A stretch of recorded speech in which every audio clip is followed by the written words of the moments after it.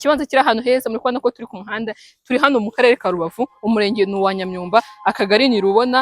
Aho tubazaniye kino kibanza Kigali, ni ikibanza kiri ku muhanda, ni ikibanza gifite ubuso burenga 500. Basanga kiri kuri ku mafaranga ngahe, ni kuri miliyoni 7 gusa, ukaza tukakwihera kino kibanza. Ni ikibanza Kigali, muri kubona ko turi hano hantu ni mu miturire, ni uguhera hariya kuri kiraro hariya kugeza hano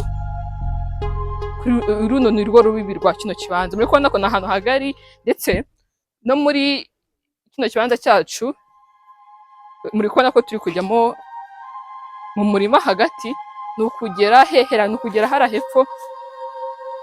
Kameramani banguka tubereke,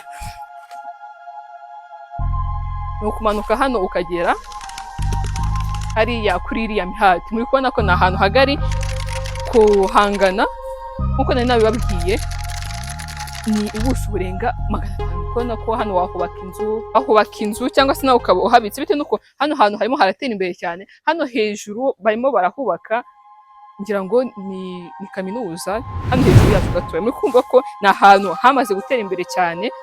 Baramutse ushaka kugura hano hantu, twandikire cyangwa se duhamagare kuri izo nimero uri kubona muri screen yawe, ndetse banadusura.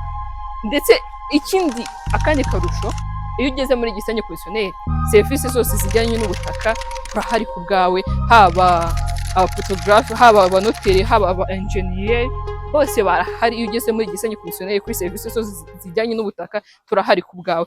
Twandikire cyangwa se duhamagare kuri izo nimero uri kubona muri screen yawe, ndetse banadusura ku mbuga dukoresha zose, haba TikTok, haba YouTube, haba Instagram, hose ni kuri Gisenyi Concessionaire. Ibihe byiza, turabakunda cyane.